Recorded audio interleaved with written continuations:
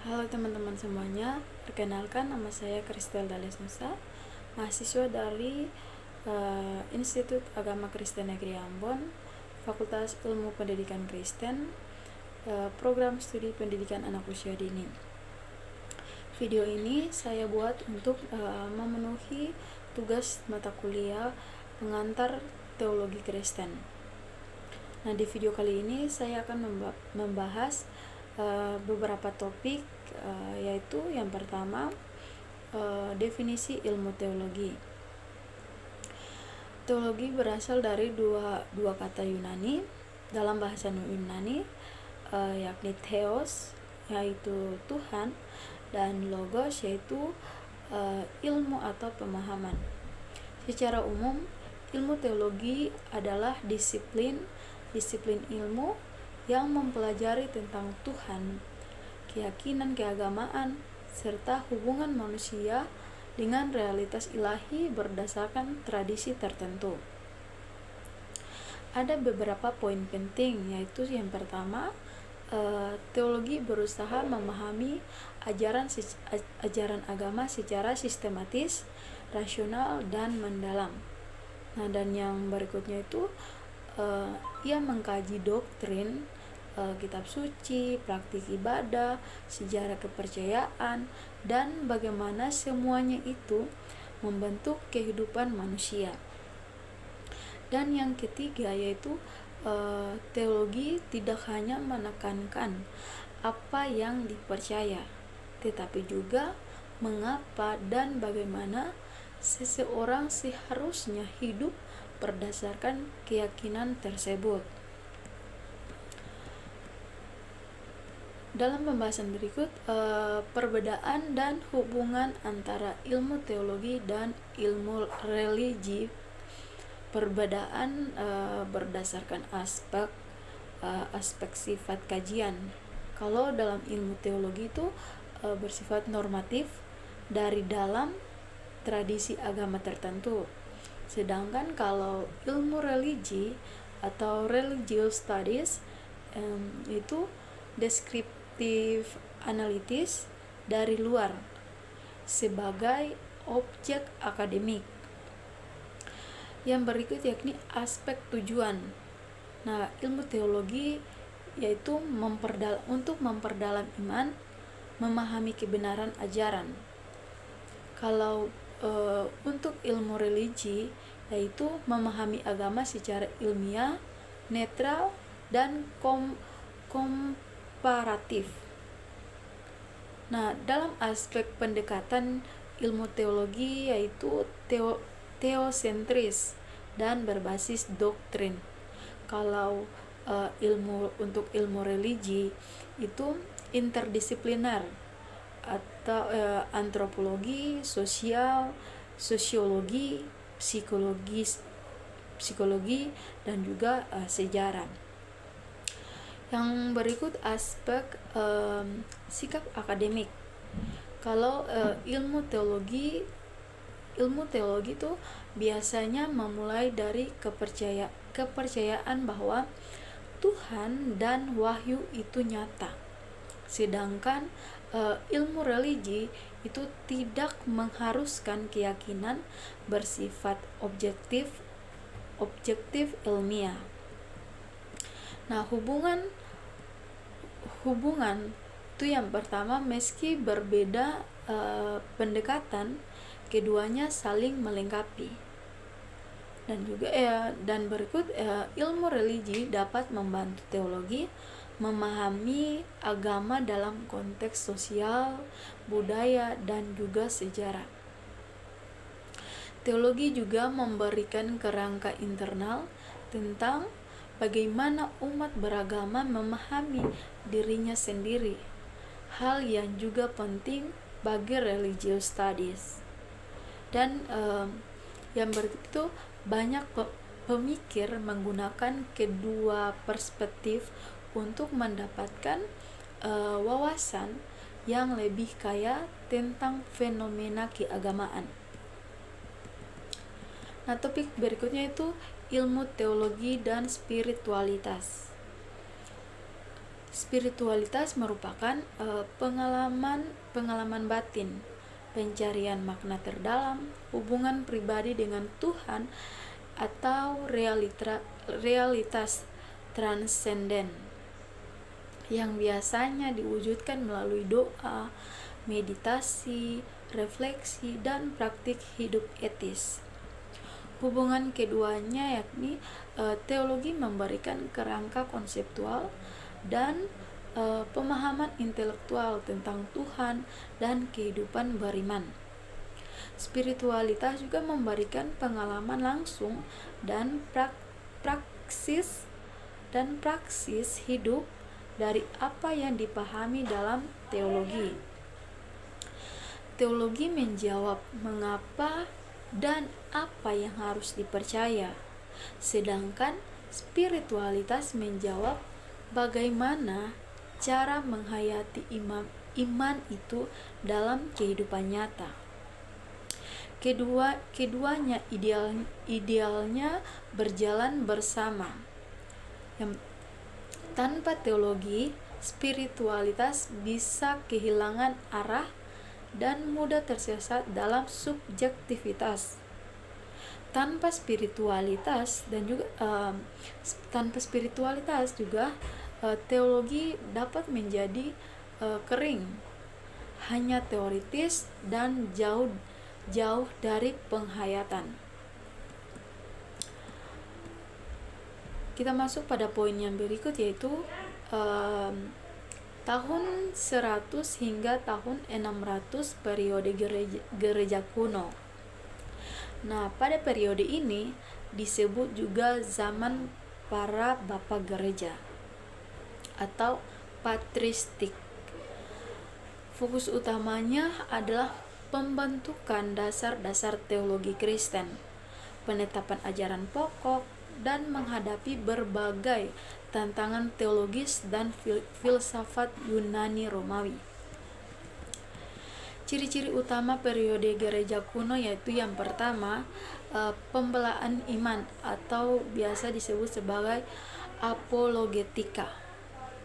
Nah, pada abad kedua dan ketiga, teologi berkembang sebagai pembelaan terhadap kritik dari budaya Yunani, Romawi, dan berbagai filsafat. Tokoh penting yakni Justin Martyr, Tertullian, dan juga Origenes.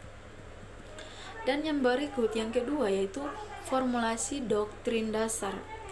Pada periode ini, gereja merumuskan ajaran-ajaran penting yang menjadi fondasi teologi Kristen seperti doktrin Trinitas, doktrin Kristologi atau biasa doktrin Kristologi atau siapa Yesus dan hubungannya dengan Allah Bapa. Banyak perdebatan terjadi dengan kelompok seperti Arianisme, Nestorianisme, dan monofisitisme. Dan yang ketiga yaitu konsili ekumenis awal. Konsili besar diadakan untuk menyelesaikan perbedaan ajaran. Yang pertama itu ada konsili Nisea, menegaskan keilahian Yesus. Ada juga konsili Konstantinopel yang menegaskan keilahian Roh Kudus. Dan ada konsili Efesus dan juga konsili Chalcedon yang merumuskan dua natur Kristus. Yang berikut pengaruh filsafat Yunani. Nah, teologi pada masa ini sangat dipengaruhi oleh Platonisme dan Neoplatonisme, terutama dalam cara memahami hubungan Tuhan dan dunia serta konsep jiwa. Yang berikut yakni tokoh Bapak Gereja Barat dan Timur. Barat yakni Agustinus dari Hippo, Ambrosius, Jerome. dan juga Jerome. Terus timur itu ada Athanasius, Gregorius, dari Nazianzus, Basilius Agung, dan Basilius Agung. Agustinus secara khusus sangat berpengaruh besar dalam doktrin tentang dosa asal, rahmat, dan juga gereja.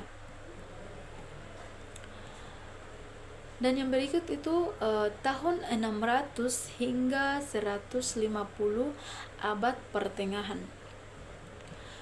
Zaman abad pertengahan merupakan masa perkembangan teologi yang sangat sistematis, dipengaruhi oleh kebangkitan filsafat Aristoteles, munculnya universitas dan dinamika intelektual Eropa.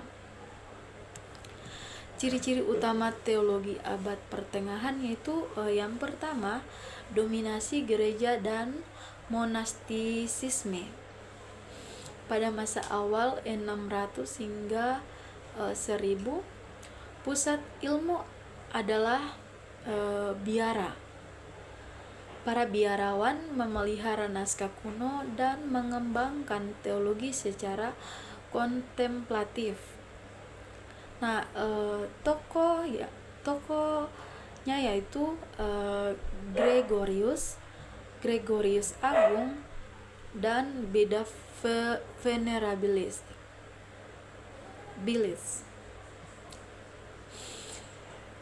Yang kedua yakni skolastik. Abad pertengahan pun puncaknya ditandai oleh tradisi skolastik yang mencoba mempersatukan iman dan akal budi. Karakteristik skolastik yakni teologi diolah secara rasional dan logis, menggunakan metode tanya jawab, dan dipengaruhi pemikiran Aristoteles. Tokoh-tokoh skolastik besar yakni Anselmus dari Canterbury, atau argumen ontologis tentang eksistensi Tuhan. Terus ada Peter Lombard, Thomas Aquinas, dan juga Bonaventura. Dan yang berikut, yang ketiga yakni lahirnya universitas di Paris, Oxford, dan Bologna menjadi pusat kajian teologi. Teologi menjadi ilmu tertinggi atau Queen of Sciences di universitas karena dianggap sebagai sumber kebenaran tertinggi. Yang keempat yakni mistisisme abad pertengahan. Selain teologi rasional, berkembang juga teologi pengalaman melalui mistisisme. Tokoh-tokoh mistik yakni Hildegard von Bingen dan Meister Eckhart dan juga Julian of Norwich. Mistisisme menekankan pengalaman langsung dengan Allah melalui kontemplasi. Yang berikut yakni akhir abad pertengahan dan jalan ke reformasi. Munculnya kritik terhadap gereja dan skolastik yang terlalu spekulatif. Tokohnya yaitu John Wycliffe, terus ada Jan Hus. Mereka menjadi jembatan menuju reformasi abad ke-16. Terus yang berikut itu tahun 1500 hingga 1700, reformasi gereja dan perkembangan selanjutnya. Periode ini ditandai oleh reformasi gereja, sebuah gerakan besar yang mengubah wajah kekristenan di barat. Pemikirannya menekankan kembali otoritas Alkitab dan pembaruan kehidupan gerejawi. Tokoh-tokoh utama yakni Martin Luther, Ulrich Zwingli, John Calvin, dan juga reformasi Inggris dibawa oleh Henry VIII atau Anglikanisme. Perkembangan setelah reformasi, lahir berbagai denominasi Protestan atau Lutheran, Reformat, Anabaptis, dan juga Anglikan. Berikutnya itu ada konsolidasi teologi melalui pengakuan iman seperti Augsburg Confession pada tahun 1530, Westminster Confession. Nah, dampak terhadap teologi yakni penekanan pada studi biblika dan bahasa asli Ibrani dan juga Yunani. Pembentukan sekolah teologi Protestan pertama dan juga pemisahan tajam antara teologi Katolik dan juga Protestan di barat. Yang berikut tahun 1700 hingga 1960 zaman modern. Zaman modern ditandai oleh pencerahan atau disebut enlightenment, rasionalisme, perkembangan ilmu pengetahuan, revolusi industri, dan juga perubahan cara berpikir manusia. Pengaruh zaman pencerahan itu pada tahun 1700 sampai dengan 1800 yaitu akal budi ditempatkan sebagai otoritas tertinggi. Skeptisisme terhadap mukjizat dan otoritas gereja, dan juga muncul deisme atau Tuhan dilihat sebagai pencipta yang tidak campur tangan. Pun berikut yakni teologi liberal pada tahun 1800 sampai dengan 1920. Nah, tokoh-tokoh seperti Friedrich Schleiermacher dan Albert Reich dan juga Adolf von Harnack, ciri utamanya yakni menekankan pengalaman keagamaan dan moralitas, dan menafsirkan ulang doktrin-doktrin Kristen dalam konteks modern dan juga pendekatan historis kritis terhadap Alkitab. Nah, reaksi terhadap teologis liberal yang pertama yaitu neo-ortodoksi atau pada awal abad ke-20. Tokoh utamanya yaitu Karl Barth, menekankan kembali wahyu Allah dan keunikan Yesus Kristus, dan juga kritik terhadap optimisme modern. Yang kedua, fundamentalisme dan evangelikalisme, yakni Groton 1910 muncul dokumen De Fundamentals dan juga menekankan otoritas Alkitab secara kuat. Dan berikut tahun 1960 sampai dengan sekarang, ilmu teologi di dunia ketiga. Nah, sejak tahun 1960-an terjadi pergeseran besar. Pusat pertumbuhan kekristenan beralih ke dunia ketiga, yakni Global South, Asia, Afrika, dan juga Amerika Latin. Karakter utama teologi dunia ketiga yakni yang pertama kontekstual. Teologi tidak hanya mengadopsi model barat, tetapi berusaha berbicara kepada realitas lokal, seperti kemiskinan, kolonialisme, budaya tradisional, politik, dan juga pluralisme agama. Yang kedua, teologi pembebasan atau disebut sebagai liberation theology, terutama di Amerika Latin, yang tokohnya yaitu Gustavo Gutierrez, fokus pada keadilan sosial dan keberpihakan kepada kaum miskin. Ketiga, teologi Afrika, yakni mengintegrasikan nilai-nilai budaya Afrika dengan kekristenan dan fokus pada komunitas penderitaan dan pembebasan. 4.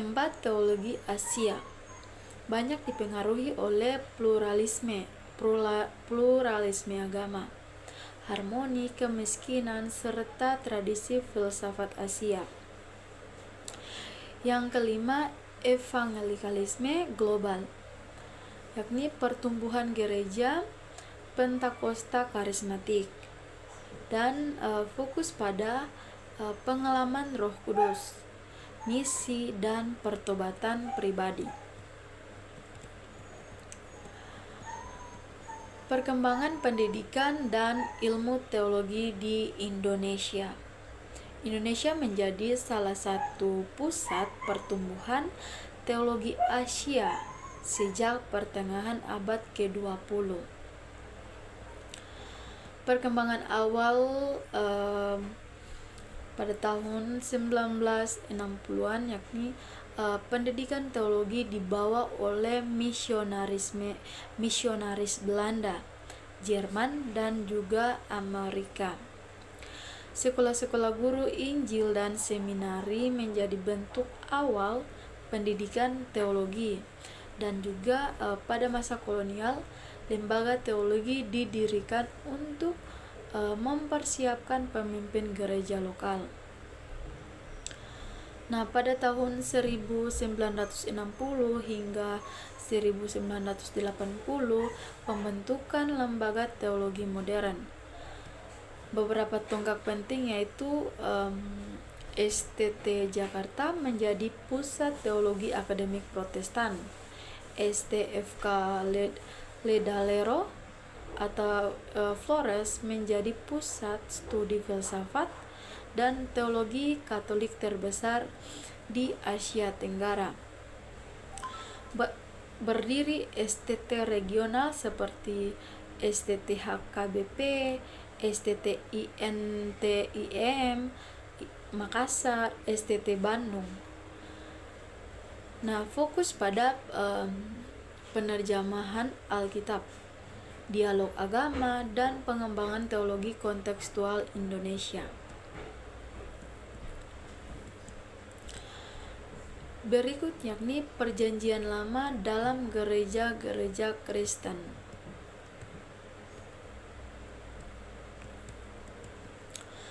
Perjanjian Lama adalah kumpulan kitab suci yang menjadi fondasi iman Kristen, berisi sejarah Israel, hukum Taurat, nubuat, sastra, hikmat, dan juga puisi.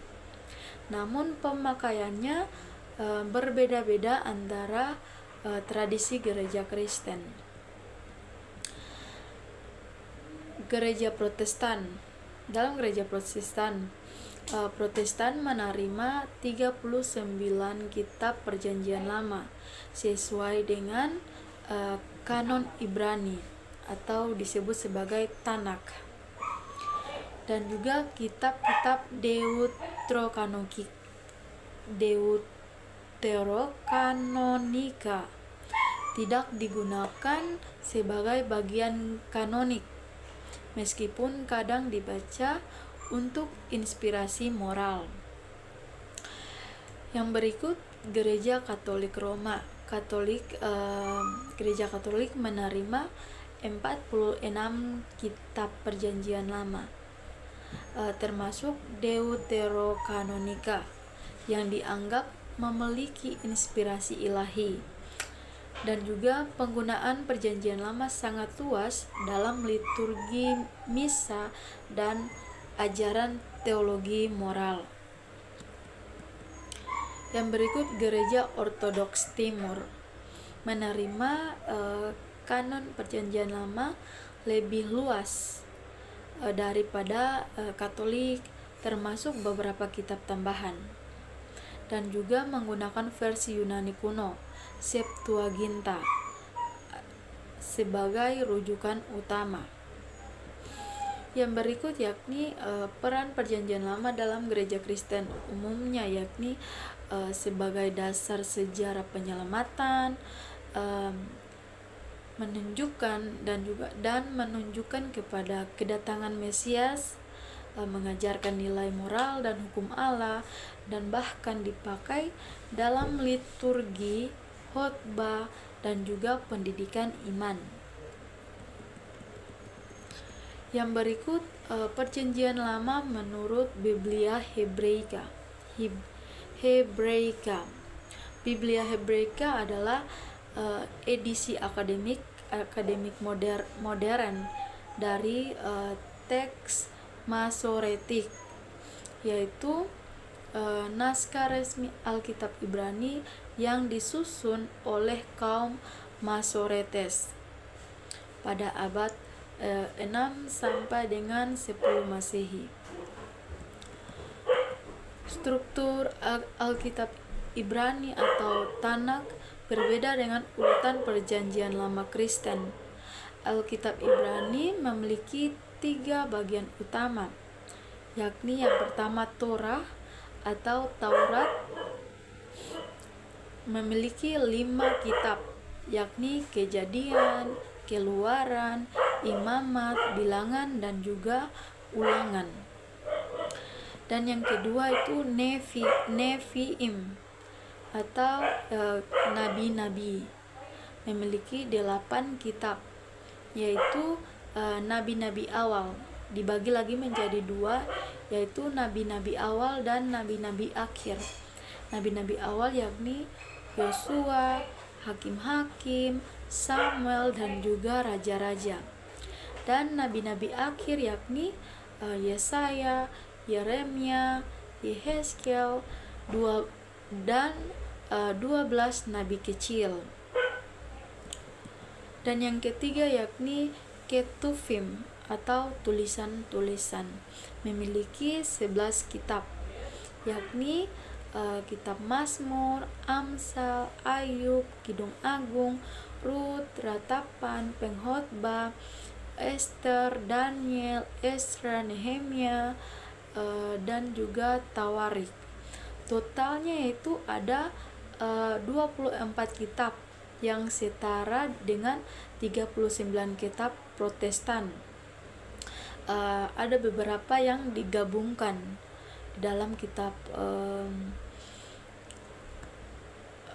Ibrani atau Tanakh. Yang berikut ciri khas Biblia Hebraika, yakni berdasarkan teks Masoretik yang berfokus pada naskah-naskah Ibrani tertua. Yang berikut edisi terkenal, yakni Biblia Hebraika Stadtgartensia dan Biblia Hebraika Quinta. Yang berikut Biblia Hebraika dipakai dalam studi teologi, filologi Ibrani, dan kritik teks. Biblia Hebraika juga menyajikan aparatus kritik untuk membandingkan varian naskah dengan Septuaginta, gulungan laut mati, dan Pentateuch Samaria. Poin berikut yakni kitab-kitab Deuterokanonika. Deuterokanonika yakni adalah kitab-kitab yang diakui sebagai kanonik oleh gereja-gereja Katolik dan Ortodoks, tetapi ditolak sebagai kanon oleh Protestan. Daftar kitab Deuterokanonika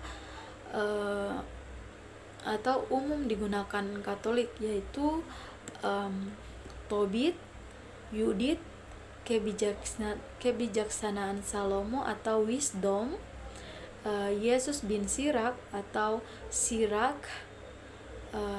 yang kelima Baruk, yang keenam 1 Makabe, yang ketujuh 2 Makabe, yang kedelapan tambahan pada Ester, yang kesembilan tambahan pada Daniel, yakni nyanyian ketiga pemuda, Susana, dan juga Bel dan Naga. Yang berikut kitab-kitab Perjanjian Baru menurut Protestan dan Katolik Roma. Baik Protestan maupun Katolik Roma menerima jumlah dan daftar kitab Perjanjian Baru yang sama, yaitu 27 kitab. Nah, daftar 27 kitab Perjanjian Baru dalam Protestan dan Katolik yaitu yang pertama kitab Injil memiliki 4 kitab, yaitu Matius, Markus, Lukas, dan juga Yohanes. Dan yang kedua yaitu kitab Sejarah Gereja memiliki 1 kitab, yaitu Kisah Para Rasul. Yang ketiga surat-surat Paulus memiliki 13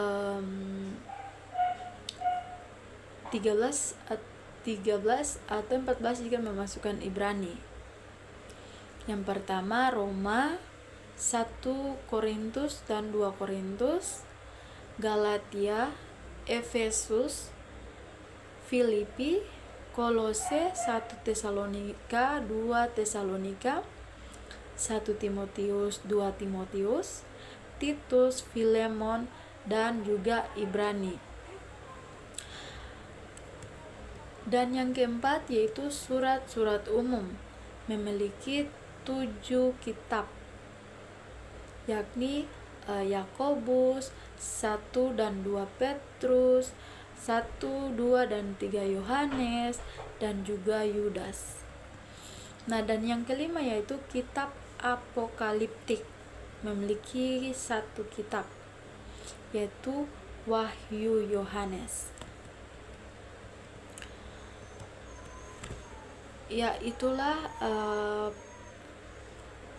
pembahasan dari saya. Semoga apa yang saya sampaikan dapat bermanfaat bagi kita semua, dan saya mohon maaf jika ada kesalahan dalam pengucapan saya, jika ada kekeliruan dalam pembahasan yang saya berikan kepada teman-teman. Sekian dan terima kasih.